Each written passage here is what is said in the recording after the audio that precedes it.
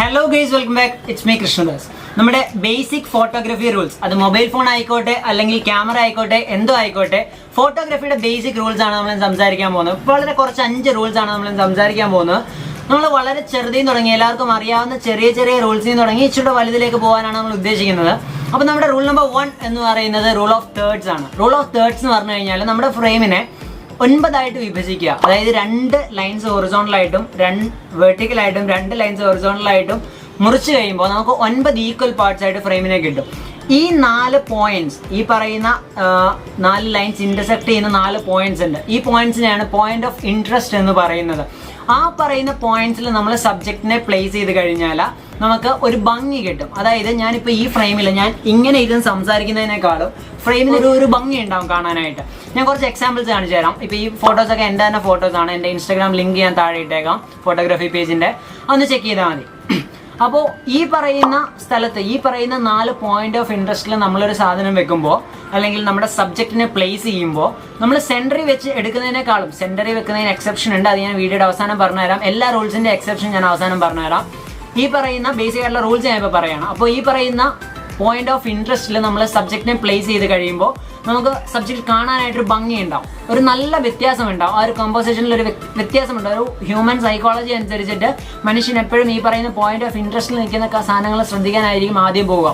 ഇപ്പം ഞാൻ ഇവിടെ ഇങ്ങനെ ഒരു സെൻറ്ററിൽ കൈവച്ചിട്ട് ഞാൻ ഇവിടെ എന്തെങ്കിലും ഒരു സാധനം പ്ലേസ് ചെയ്താലും സെൻറ്ററിൽ സബ്ജക്റ്റ് ഇരുന്നാലും ആദ്യം എന്നെ ശ്രദ്ധിച്ചിട്ട് പെട്ടെന്ന് ഇങ്ങോട്ടേക്ക് ശ്രദ്ധ പോയിട്ടേ തിരിച്ചു വരുള്ളൂ. അപ്പോൾ അങ്ങനെ ഒരു ഡിസ്ട്രാക്ഷൻ ഒഴിവാക്കാൻ വേണ്ടിയിട്ടാണ് ഈ പറയുന്ന റൂൾ ഓഫ് തേർഡ്സ് മെയിൻ ആയിട്ട് യൂസ് ചെയ്യുന്നത്. Rule number 2, rule of odds. അതായത് ഓഡ് നമ്പർ ഓഫ് സബ്ജക്ട്സ്, അല്ലെങ്കിൽ അങ്ങനെ പറയാം. അത് തന്നെ നമ്മൾ പഴയ പെയിന്റിങ്സ് അല്ലെങ്കിൽ ഒക്കെ നോക്കിക്കഴിഞ്ഞാൽ നമുക്ക് കാണാൻ സാധിക്കും, ഒരാളുണ്ടാവും, അല്ലെങ്കിൽ ഒരു സബ്ജക്റ്റ് ഉണ്ടാവും, അല്ലെങ്കിൽ 3 സബ്ജക്റ്റ് ഉണ്ടാവും, അല്ലെങ്കിൽ 5 സബ്ജക്റ്റ് ഉണ്ടാവും, അല്ലെങ്കിൽ 7 സബ്ജക്റ്റ് ഉണ്ടാവും.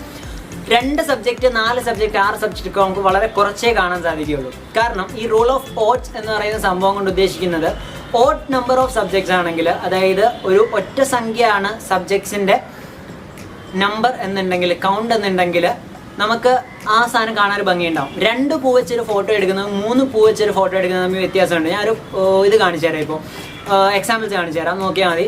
ഇപ്പോൾ ഇതിൽ ഞാൻ ഈ 2 പൂ വെച്ചെടുത്ത് കഴിഞ്ഞാൽ ഇതിനുള്ള ഭംഗിയേക്കായാലും ഈ പറയുന്ന 3 പൂ വെച്ചെടുക്കുന്ന ഫോട്ടോയ്ക്ക് ഒരു ഭംഗി ഉണ്ടാവും കാണാനായിട്ട്. അതാണ് ആ റൂൾ ഓഫ് ഓഡ്സ് എന്ന് പറയുന്നത്. ഡാൻസ് ഒക്കെ ചെയ്യുന്നവർക്ക് അല്ലെങ്കിൽ ശ്രദ്ധിക്കുന്നവർക്കറിയാം, 5 പേര് 7 പേര് 3 പേരൊക്കെ ഡാൻസ് കളിച്ചൊരു ഭംഗി ഉണ്ടാവും.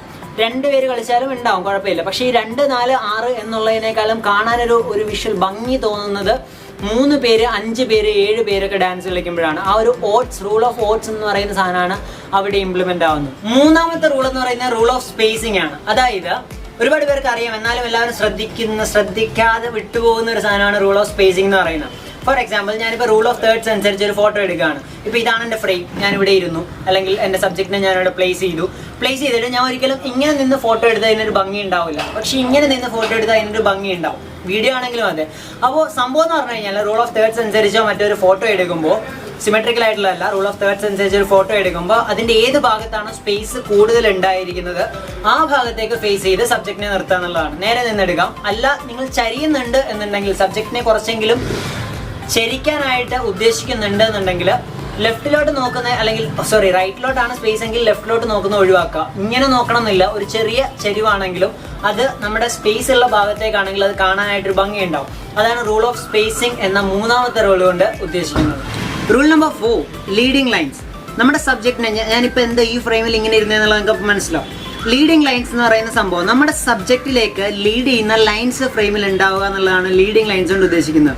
ഇപ്പോൾ ഞാൻ ഇവിടെ ഇരുന്നു, എന്നിലേക്ക് ലീഡ് ചെയ്യുന്ന കുറേ ലൈൻസ് ഇവിടെ ഉണ്ട് അല്ലേ.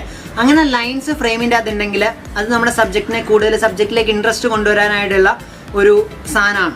അത് പ്രത്യേകിച്ച് സെൻറ്ററിൽ തന്നെ ആവണം എന്നില്ല. ഈ പറയുന്ന റൂൾ ഓഫ് തേർഡ്സ് യൂസ് ചെയ്താണെങ്കിലും ഒക്കെ യൂസ് ചെയ്യുമ്പോൾ ഈ പറയുന്ന ലീഡിങ് ലൈൻസ് ഉണ്ടെങ്കിൽ എന്താ പറയുക, കാണാനായിട്ട് ഫോട്ടോയ്ക്ക് ഒരു ഭംഗിയുണ്ടാവും. Rule number 5, left to right rule. കേൾക്കുമ്പോൾ കുറച്ച് വേർഡായിട്ട് തോന്നുന്നു അല്ലേ, പക്ഷേ വേർഡല്ല. സംഭവം എന്ന് പറഞ്ഞു കഴിഞ്ഞാൽ ലെഫ്റ്റ് ടു റൈറ്റ് റൂൾ എന്ന് പറഞ്ഞു കഴിഞ്ഞാൽ 2 സബ്ജക്റ്റിനെ നമ്മൾ ഒരു സംഭവത്തിൽ പ്ലേസ് ചെയ്യണം, ഒരു ഫ്രെയിമിൽ പ്ലേസ് ചെയ്യുകയാണെന്നുണ്ടെങ്കിൽ അതിൽ ഇപ്പോൾ പ്രോമിനൻ്റ് ആയിട്ട് മെയിനായിട്ട് കാണേണ്ട ഒരു സബ്ജക്റ്റ് ഉണ്ടാവും, അതിനെ നമ്മളെപ്പോഴും ഫ്രണ്ടിലായിരിക്കും നിർത്താം. അപ്പോൾ അതിനെ ഒരിക്കലും റൈറ്റിൽ നിർത്താണ്ടിരിക്കാം. നമുക്ക് പ്രോമിനൻ്റ് ആയിട്ട് കാണേണ്ട സബ്ജക്റ്റിനെ ലെഫ്റ്റിൽ നിർത്താമെന്ന് വെക്കുക. അതായത് മനുഷ്യൻ എപ്പോഴും ആദ്യം ശ്രദ്ധിക്കുക ലെഫ്റ്റിലേക്കായിരിക്കും. ഒരു പിക്ചർ കാണുമ്പോൾ അതിനെ വായിച്ചെടുക്കുന്നത്, അതിനെ മനസ്സിലാക്കിയെടുക്കുന്നത് ലെഫ്റ്റിൽ നിന്ന് റൈറ്റിലോട്ടായിരിക്കും. നമുക്ക് പെട്ടെന്ന് മനസ്സിലാവണമെന്നില്ല, പക്ഷെ മനുഷ്യൻ്റെ മനസ്സ് അങ്ങനെയാണ്. ലെഫ്റ്റ് റൈറ്റ് ആയിരിക്കും നമ്മൾ എപ്പോഴും മനസ്സിലാക്കുക ഒരു ഫോട്ടോ കാണുമ്പോഴും. സോ 2 സബ്ജക്റ്റ് ഉണ്ടെങ്കിൽ ലെഫ്റ്റിൽ നിൽക്കുന്ന പ്രോമിനൻ്റ് ആയിട്ട് വേണ്ട സാധനത്തിൽ ലെഫ്റ്റിൽ നിൽക്കുക. ഇതിൻ്റെ എല്ലാത്തിനും എക്സെപ്ഷൻസ് ഉണ്ട്, അത് ഞാൻ പറയാമെന്ന് പറഞ്ഞു, അത് ഞാൻ പറയാം. അപ്പോൾ ലെഫ്റ്റിൽ നിർത്തുക. അപ്പോൾ ഈ പറയുന്ന ഞാൻ 2 ഫോട്ടോസ് കാണിക്കാം. ഇപ്പോൾ ഈ ഫോട്ടോസിൽ നോക്കിക്കഴിഞ്ഞാൽ നിങ്ങൾക്ക് കാണാം ആ ലെഫ്റ്റിൽ ഫ്രണ്ടിൽ നിൽക്കുന്നതുകൊണ്ട് തന്നെ ആ ഒരു ഭംഗി, ആ ഒരു ഫോട്ടോസിന് ആ ഒരു കോമ്പോസിഷൻ ഉണ്ടായ ഒരു ഭംഗി നമുക്ക് കാണാനായിട്ട് സാധിക്കും. പ്രത്യേകിച്ച് റൂൾ ഓഫ് തേർഡ്സ് ഒക്കെ യൂസ് ചെയ്യുന്ന സമയത്ത് ആ ഒരു സബ്ജക്റ്റിനെ റൂൾ ഓഫ് തേർഡ്സ് അനുസരിച്ച് നിർത്തി, മറ്റേ സബ്ജക്റ്റ് ഉണ്ട് അതിൻ്റെ ബാക്കിലാണ്, അല്ല ഇനി ഫ്രണ്ടിൽ തന്നെ ആണെന്ന് വെക്കുക. അതുപോലെ ഫ്രണ്ടിൽ തന്നെ പ്രോമിനൻ്റ് ആയിട്ട് 2 സബ്ജക്റ്റിലുള്ളതിൽ പ്രോമിനൻ്റ് ആയിട്ട് ഒരു സബ്ജക്റ്റ് വേണമെന്നുണ്ടെങ്കിൽ അതിനെ മുന്നിൽ നിർത്തുക, അതിനെ ലെഫ്റ്റിൽ നിർത്തുക, ഫ്രെയിമിൻ്റെ ലെഫ്റ്റ് സൈഡിൽ നിർത്തുക എന്നുള്ളതാണ് ലെഫ്റ്റ് ടു റൈറ്റ് റൂൾ എന്നുകൊണ്ട് ഉദ്ദേശിക്കുന്നത്. ഇനി ഞാൻ ആദ്യം പറഞ്ഞു കുറേ എക്സെപ്ഷൻസ് ഉണ്ടെന്ന്. എക്സെപ്ഷൻസ് എന്ന് പറഞ്ഞു കഴിഞ്ഞാൽ എല്ലാത്തിലും ഈ റൂൾസ് എന്ന് പറയുന്ന ഒക്കെ എന്ന് പറഞ്ഞു കഴിഞ്ഞാൽ നമുക്ക് ബ്രേക്ക് ചെയ്യാൻ അവകാശമുണ്ട്. ഒരു ഫോട്ടോഗ്രാഫർ എന്ന് പറയുമ്പോൾ അല്ലെങ്കിൽ ഒരു ക്രിയേറ്റർ എന്ന് പറയുമ്പോൾ നമ്മുടെ ക്രിയേറ്റിവിറ്റി നമുക്ക് യൂസ് ചെയ്യാം. റൂൾ ഓഫ് തേർഡ്സ് അനുസരിച്ച് ഒരു ഫോട്ടോ എടുക്കുന്നതിനേക്കാൾ ഭംഗി സെൻറ്ററിൽ വെച്ച് എടുക്കുന്ന സിമെട്രിക്കലായിട്ട് എടുക്കുന്നതാണെങ്കിൽ, സിമെട്രി എന്ന് പറഞ്ഞാൽ മറ്റൊരു റൂളുണ്ട്, അടുത്ത പാട്ടിൽ നമ്മൾ അതെല്ലാം ഇടുന്നതായിരിക്കും. അതാണ് ഭംഗി എന്നുണ്ടെങ്കിൽ അത് യൂസ് ചെയ്യാം.